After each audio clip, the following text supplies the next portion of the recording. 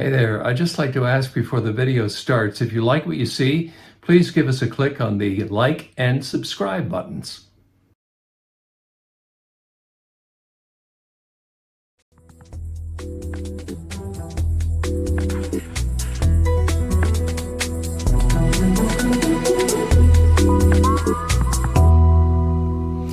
Hello, I'm Karl Wells.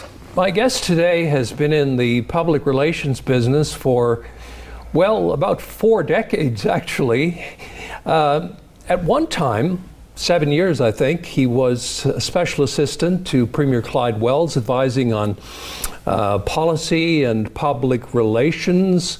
He's a keen observer of all things Newfoundland and Labrador, particularly when it comes to the politics of Newfoundland and Labrador and its governance. He's an opinionated guy, and you can read his opinions in something called the Bond Papers, which is a newsletter he's been writing now for about 20 years or so. It's currently on the Substack platform. I'm a subscriber. Check it out. You may want to be a subscriber too if you're someone who's interested in reading opinions and op-eds, that sort of thing. It is my great pleasure to welcome Mr. Edward Hollett to the program. Welcome, Ed. Thank you for having me, Karl. It's good to get an introduction like that, although you made me a little older than I am. I've only been in this business about 35 years, not quite 40. 35. First of all, I would like to ask you, your parents, how much did they influence you when it came to the career choice you made? That's a great question, and you're going to dive right into the heart of it. When we could go for probably the full time we have today, just on family and parents. My family gave me everything that other families would give to people, but it's really only been lately that I've come to appreciate the value of the freedom that they gave me, of not burdening me with expectations and specific directions, as you had to be you had to do this, you have to do that in terms of career or what have you. And not really regimenting me in terms of my after-school activities or free time activities. That level of freedom which allowed me to explore and to choose and to figure out what I wanted to do with myself and where I wanted to go and what I wanted to become, which I didn't know, and I took some stumbling around to find it. And when you went to Memorial, you gravitated towards history, political science? I was always interested in politics, so political science was a natural choice. Going to university was a natural choice. I didn't really see any other alternative. And history was the other thing. So I majored in political science and then had a second major in history. And that went together, but my interests were in things overseas. So I spent most of my time in any course I could do about Eastern Europe or the Soviet Union then. And that's where I thought I was going to go into a career in the foreign service or national defense or something like that. Yeah. Which is why I then wound up going to RMC and spent 2 years at the Royal Military College in a program called War Studies, which was an interdisciplinary program, political science, history, not so much engineering, but psychology, leadership and management courses, and spent a couple of years doing that. Never did finish it. I left the program in '88 without the degree in my hand, but I'd gotten enough to know that where I wanted to go and where I didn't want to go. But that actually turned out to be tremendously beneficial because I was spending all my time talking about things like the higher direction of the war and the First and Second World War, foreign policy, and it was all politics and all the things that I'd been interested in and that were applicable, because a lot of it, what I was talking about was how decisions get made, how people make decisions, how groups make decisions. And that then became a natural flow to what I did later. So it all worked out, but yeah, those were the things I was interested in. That's what I went at. Thought about going to law school, never did. But like so many people, start out as engineers and become something else. I know more lawyers who wanted to be engineers first and then decided to switch gears, and then the really crazy ones did engineering and then did law. But that's what happens when you just sort of work your way through and try to figure out where life takes you. Given what's happening in the world today, I'm just wondering, What's your opinion of war now?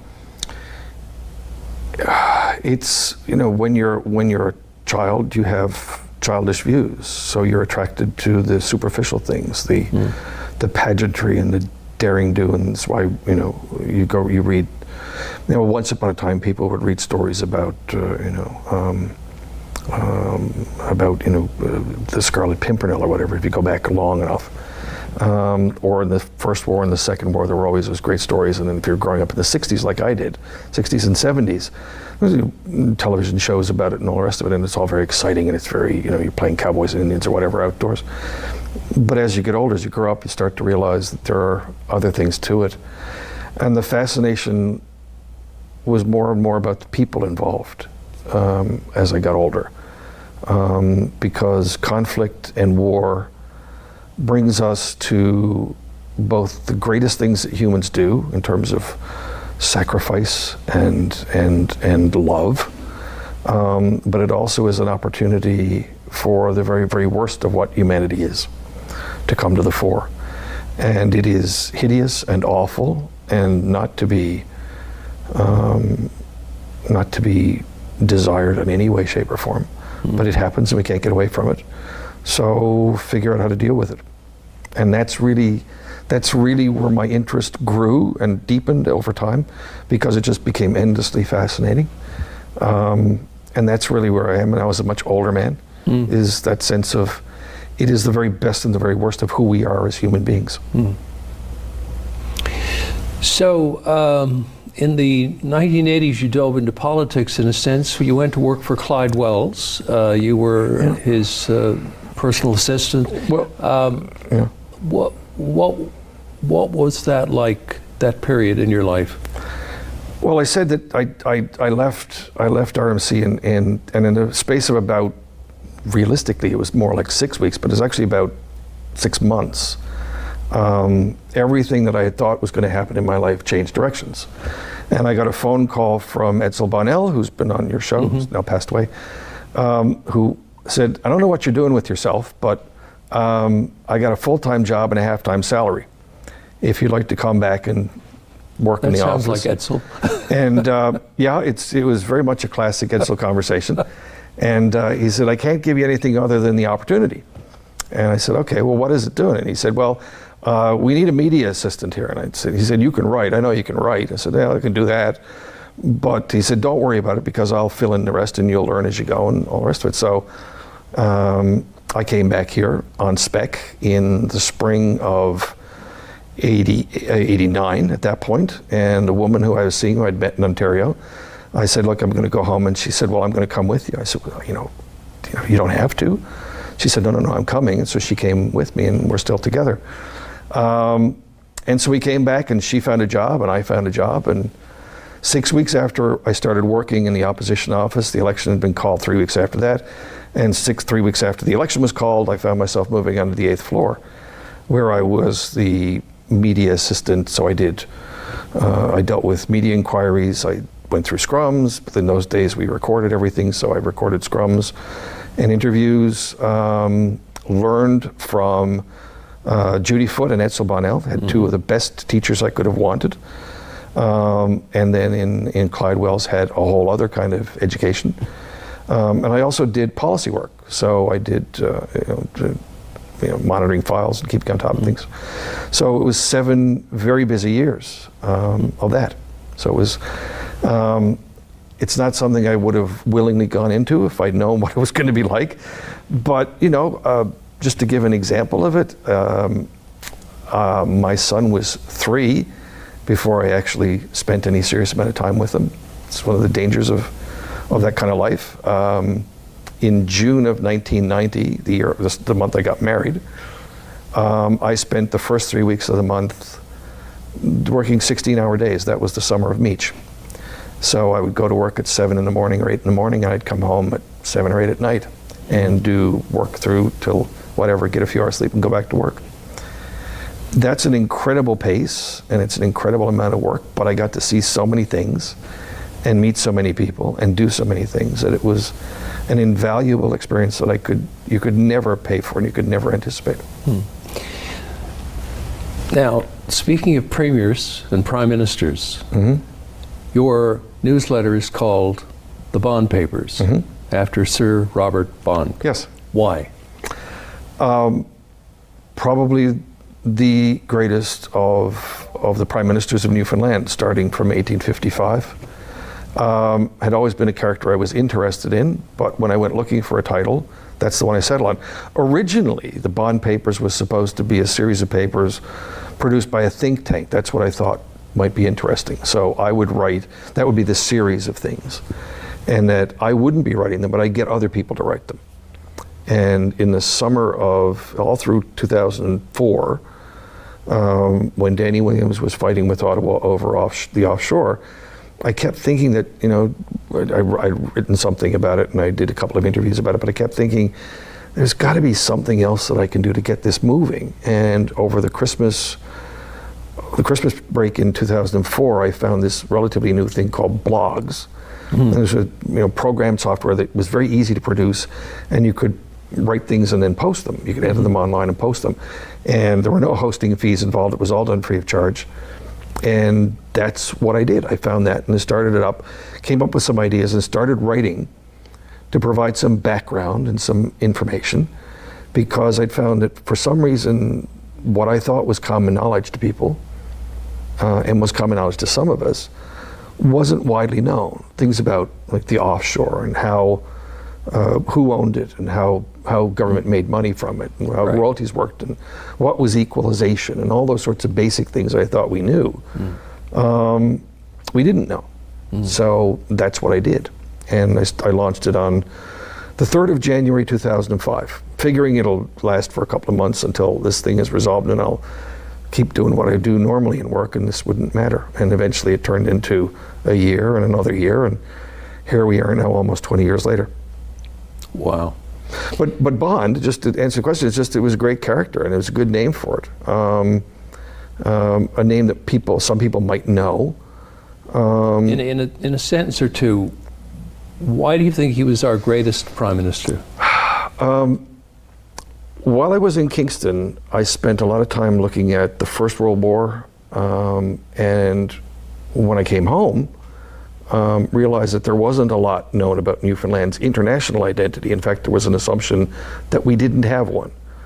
So as I started digging into it and started looking more at the period from about 1870 to about 1920, or that 50-year period, I found in the 90s and into the early parts of the last century, about Bond's period, there were a great many interesting things going on. And the more work I did, the more I found it was fascinating. And so, for example, when we talk about the First World War and how we got into the war, most of what we believe was not true. And a lot of it is rooted in what had happened in Bond's day. But that sense of Newfoundland as having a greater place on the international stage than anybody generally talked about was something that attracted me to him. And that's how I found out about it. You know, Bond had been a member of a cabinet in 1894 when the government almost collapsed because it was broke, and had only secured the country's future by putting up his own personal wealth as collateral. For loans to keep the government going. That was in Whiteway's government? In Whiteway's government, 1894. Yeah. So it's a fairly potent character, fairly considerable character, and an interesting character. And I thought, call Robert Bond Papers, it's good enough. And Bond Papers is easy to say, and it captured and went on from there. You wrote a piece a while ago called Real Made Up Newfies. I wonder what Robert Bond would have thought of this. But anyway, you were spurred on to write this by something that was written by Bob Hollett about Tibbs Eve. What was the connection there? I've written about identity is one of the things that I've written about, particularly about Newfoundland identity. So having had the experience that many of us have had going all the way to the mainland and encountering, and I'd always had a difficulty with words like Newfie, I've written about that quite a bit. And so Bob mentioned somewhere that he had never heard about Tibbs Eve before. Neither had I, actually. And well, and so that was one thing I noticed. And then I came across a reference that the other person who figures in it is Heidi Matthews, who's from here originally, but is a law professor in Ontario, who had, because of some things that she was saying online, had been called a Newfie for the first time in a derogatory way, and it was her first experience. She wrote about this on Twitter, and I took the two things together. Just as a way of talking about how a lot of these things that these things are actually in some cases made up. So Tibbs Eve is in a sense made up. It was a marketing ploy for George Street. It does exist. It is a thought. It's an idea. In fact, I think I can remember at some point hearing about it. Edsel mentioned it at some point because I was good friends with his sons, and so I was around Edsel a fair bit when I was younger. But not the way it is presented as some kind of traditional Newfoundland holiday that everybody recognizes and celebrates. It's made up. Oh, and we should explain. It's the day before Christmas Eve. It's the 23rd of December. Yeah. And there's no idea of where it came from or what it means. But it's something, and you can actually trace it. If you do searching online, you will find, because other people have written about it, that it really didn't exist as the way we now talk about it before 2010. And I then related that back to screech-ins, which are, I think, appalling.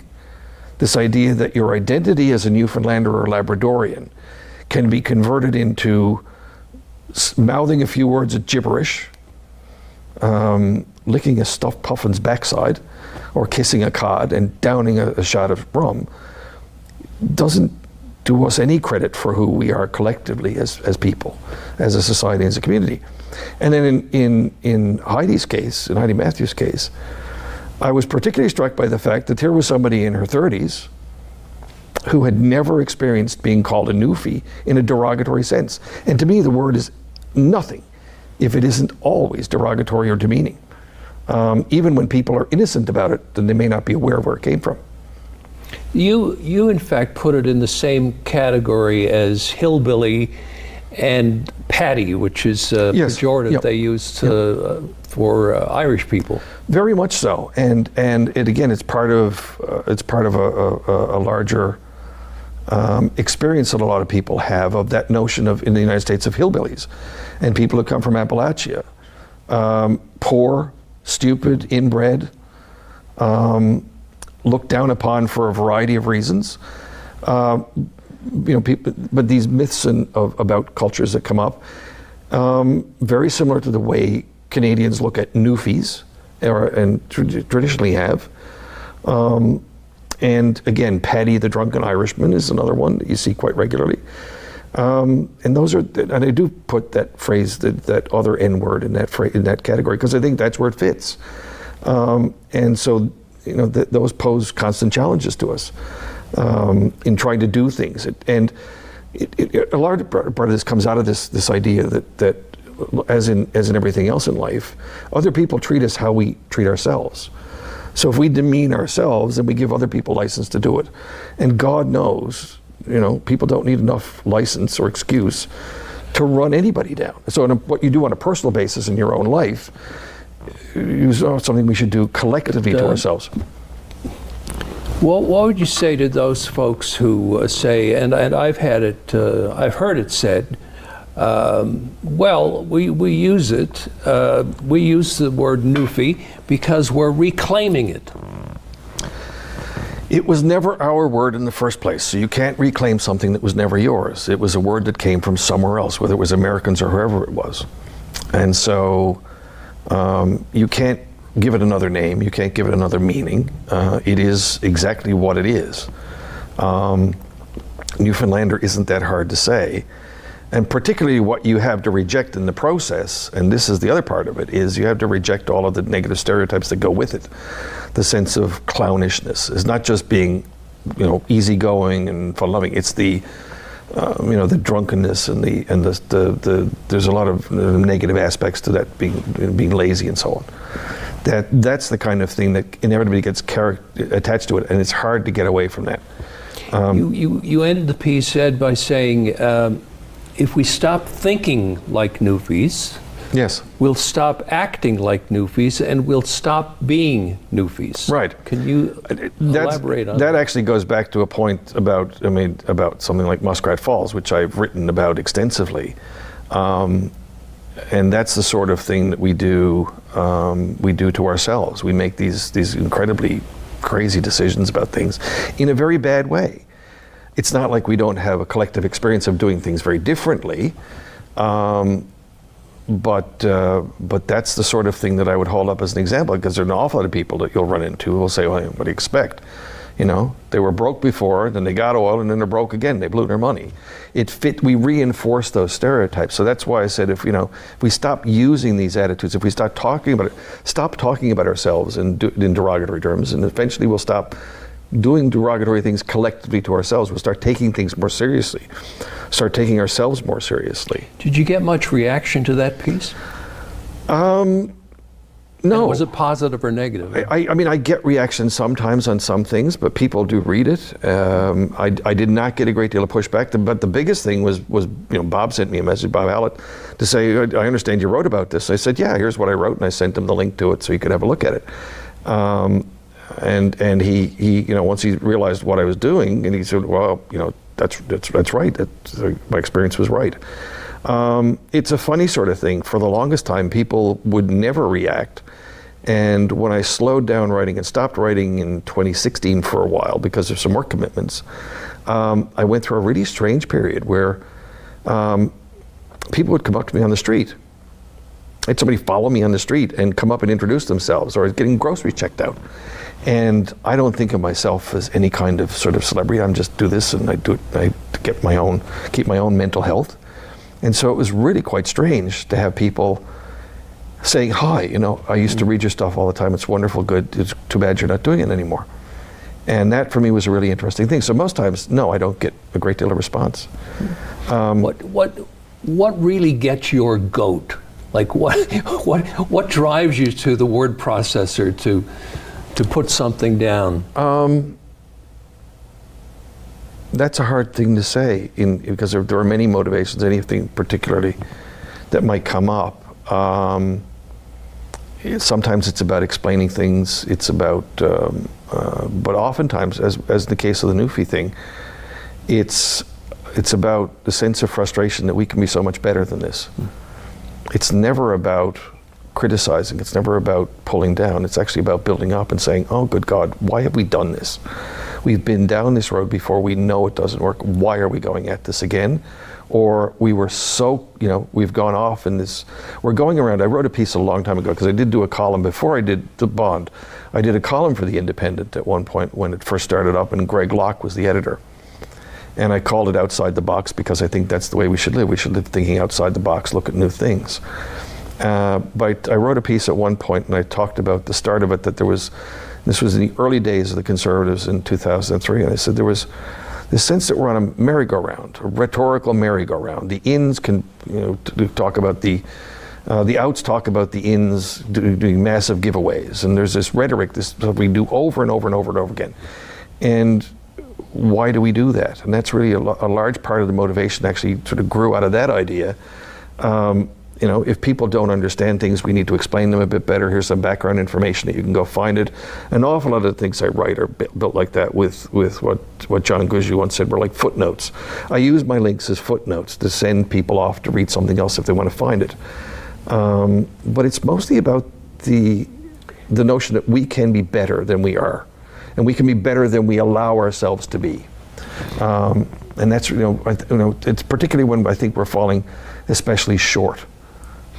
It's my impression that people in this province have a very thin knowledge of Newfoundland and Labrador history. Does that matter? I think that observation is true, and I think it contradicts what a lot of people believe, which is the thing that we always celebrate our history. But the truth is that an awful lot of people don't know anything about Sir Robert Bond. They don't know what Newfoundland was like before 1949. In fact, I think there's a collective cultural block to talk about things before 1949. And then go back to the Newfie point, is an awful lot of things we believe are simply not true. if you actually go back and look, you find a far more fascinating, a far more interesting story. Even to the point where when the government was in financial difficulty in 2015, 2016, you'd see everybody running to Janice McKinnon, who'd been the finance minister in Saskatchewan and was part of the government that got them out of a problem in the early 90s. And I said to a number of people here locally, a number of reporters, well, why don't you talk to somebody like Clyde? Because if you don't remember, if you weren't here at the time, strangely enough, even people who lived here don't remember, we went through an enormous financial problem in the early 1990s as well, but got ourselves out of it.